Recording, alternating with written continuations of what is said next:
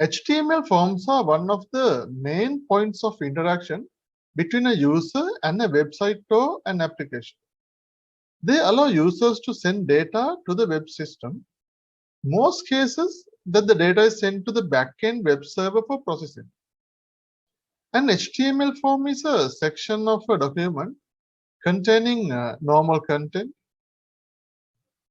markup, special elements called as controls, example checkboxes and radio buttons, etc., and labels on those controls.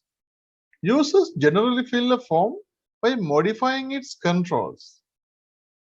For an example, they might enter some text into an input box, and they might also select an item from a drop-down before submitting the form data for processing. The HTML form tag is used to create a form for user inputs. The form tag indicates the browser where the form starts and ends. You can add all kinds of HTML tags between the form start and form end tags. For an example, a form can easily include a table or an image along with the form fields. Let's create an HTML form to demonstrate the syntax of a form element. I'm creating a form.html and open it in a text editor. Right. Then we'll put the initial HTML structure. In the title, we shall put my first form, and in the body, we specify the form opening tag and the closing tag. The form tag supports some specific attributes to configure the way the form to be reacted. Most of its attributes are optional, but it's considered best practice to always set at least the action attribute and the method attribute. You can specify the method like this and the action like this.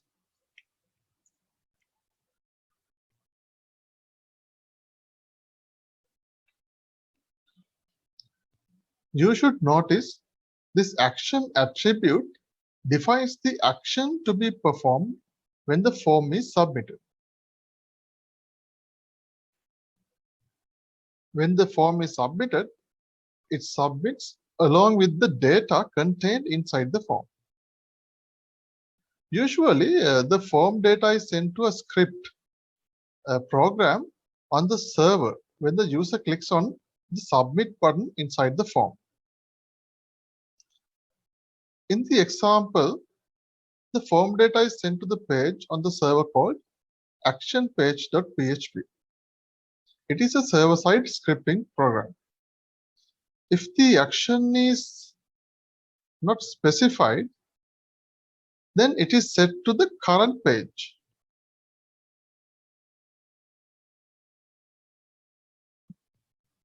The method attribute specifies the HTTP method, whether it's a GET or a POST, to be used when submitting the form data. There are two ways the browser client which send information to the web server. The first one is the GET method, and the other way is the POST method. Before the browser sends the information, it encodes the data using a scheme called URL encoding. When we specify the GET method. In this website, we can see how this URL encoding works. If we submit a data like this is a simple and short test. If we submit it, we can see the var variable has this text encoded like this. Instead of the spaces, it contains plus marks. Instead of the ampersand, it has this encoded symbols, percentage mark and 26. So let's create a few input elements for this form. There are quite a few different form elements you can add it to a form. Let's discuss one by one. The first one is the input element. The most important form element is the input element. It is used to create interactive controls for web-based forms to accept data from the user. The input element can be displayed in several ways, depending on the type attribute. In each case, the initial value produces a basic text input, but you can try other values such as checkbox, radio, submit, reset, button, password, or hidden. The general syntax for a text box is like this. We should specify a type attribute. We input it as text, and we should give a name attribute. In this case, we assume we specify the input name is the first name, and we name it as fname.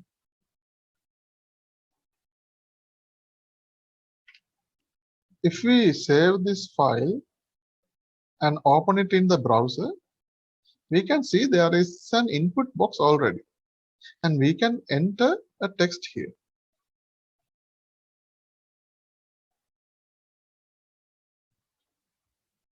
In this form, this name attribute will define the name of the control, which is submitted with the form data, and you can define the size of the text box by adding the size attribute to the input element. For an example, you can specify size 5.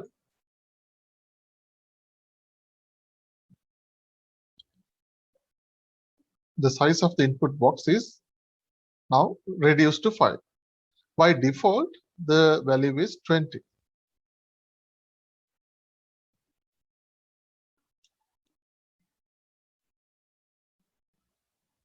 So for a password input, we should specify the type as password.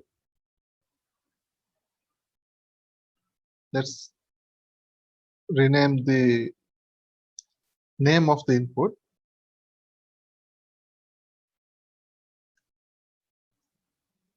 But the name does not influence the way this input is shown on the browser. Now when we type any text, by default the text are not visible to the user. This is very important for not exposing the passwords to any other person nearby. Let's take a look at basic user interaction buttons and their events.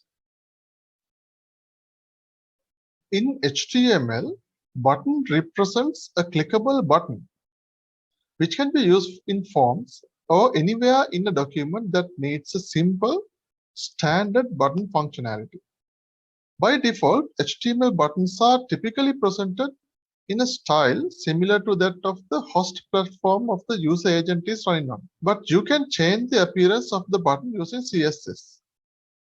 In different platforms, such as in Windows and Linux, the appearance of the button varies. But we can change the appearance using CSS properties that we will be learning in future. There are 3 basic buttons in form element.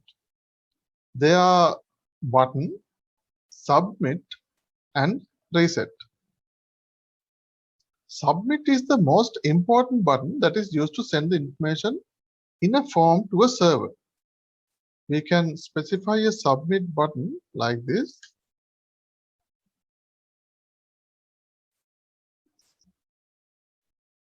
And also we shall specify the text of the submit button. We can specify a name for this button, but in this example we are not going to do it.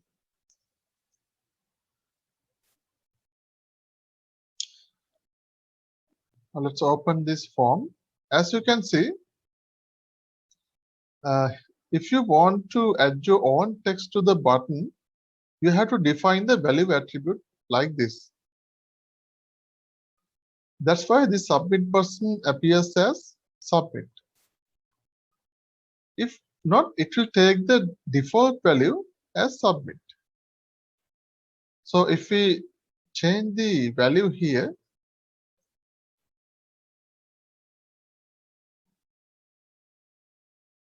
that value displays here.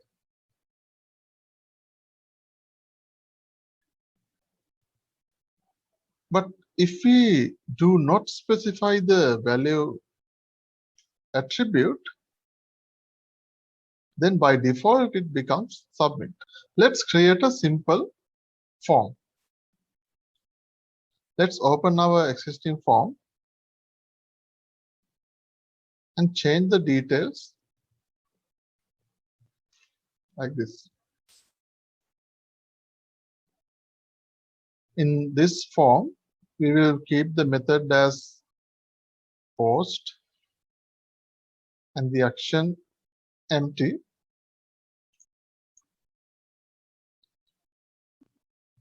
And we will put a label.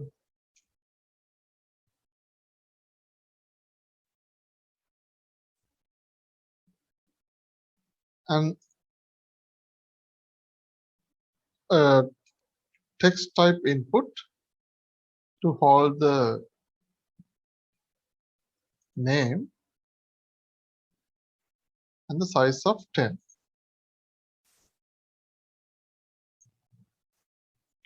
Then we can put another label called pin. And here we can put an input with the type password. Name is pin. And we can specify a size of 8. And also we can specify a max length. Let's put it as 8. And we shall input 2 break tags. And then we will put a hidden input tag. It's an input with the type of hidden. And we shall specify the name as pro and the value something like this.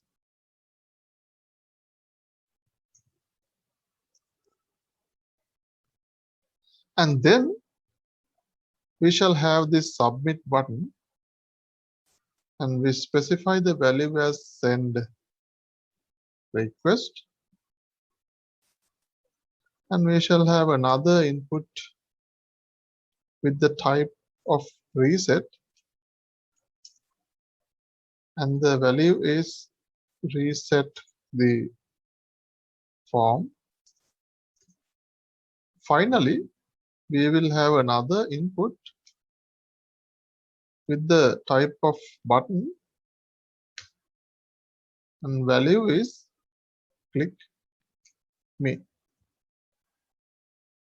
We shall save the file and open it in the browser. The name is here.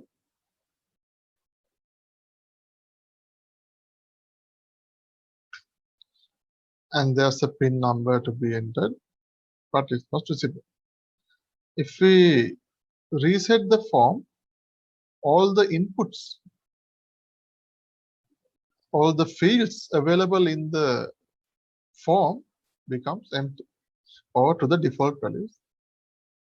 And if we put some details again and send request, it will submit the details to the same form, but we can't see them because we have not specified a way to see them. So let's create a radio button. In our form, we will put a horizontal ruler element, and let's create a radio button. In this case, the type is radio and the name is radio 1.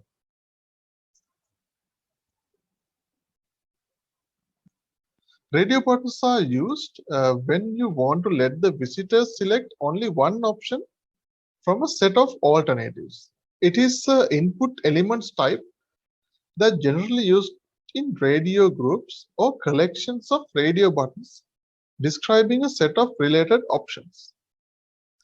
If more options are to be allowed at the same time, you should use checkboxes instead.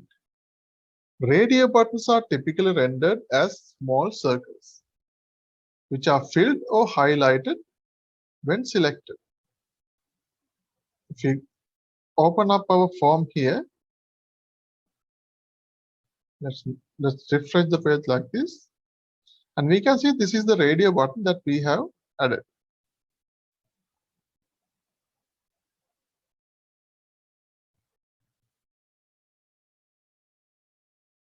In order to let the user know what is this radio button is about, we shall input a label.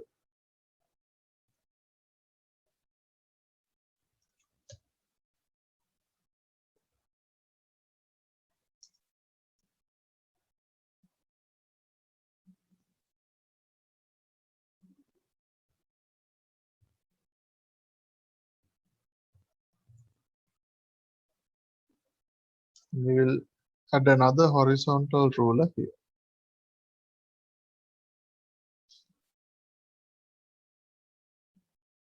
like this.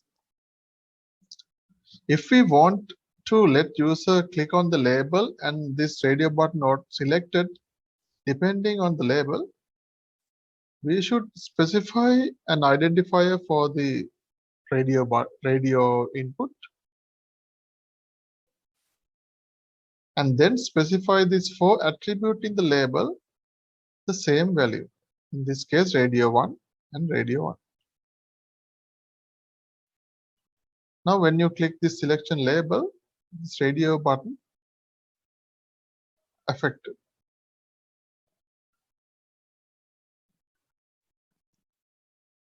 Now, let's define a radio group. These radio buttons are not used as a single button. They are used as a group. A radio group is defined by giving each radio buttons in the group the same name. In this case, it is radio 1. Once a radio group is established, selecting any radio button in that group automatically deselects any currently selected radio button in the same group. You can have as many radio groups on a page. Now, let's change this radio button a little bit. First, we will create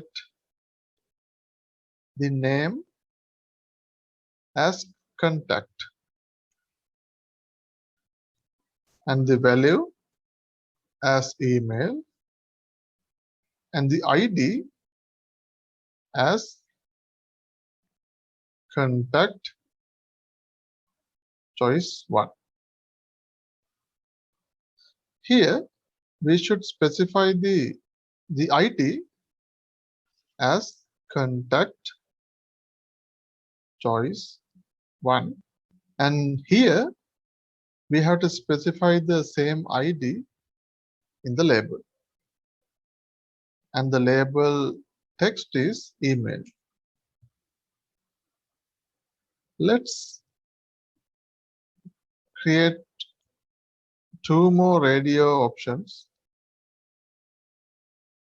and the second option is for the phone option, and here contact choice 2, phone, and the third option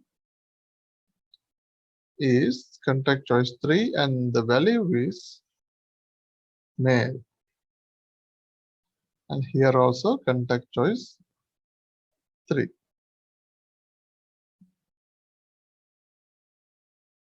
Now this is a single radio button group.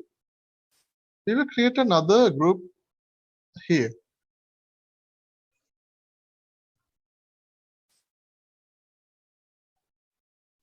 In this case, the name should be different.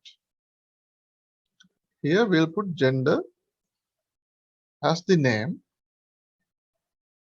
value male, ID gender choice 1.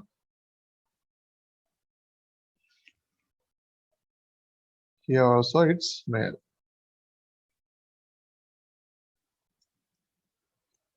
If we create another option for the same group, let's put the value as female, and this is gender choice 2, even here, and here also it's female. Right. Now we have the submit and reset buttons, reset button and the other button here. Let's open it in the browser. Now you can see when we click on these contact options, only the other contacts get deselected. If we click on this gender radio buttons, only this group, this particular group get affected. So that's how we define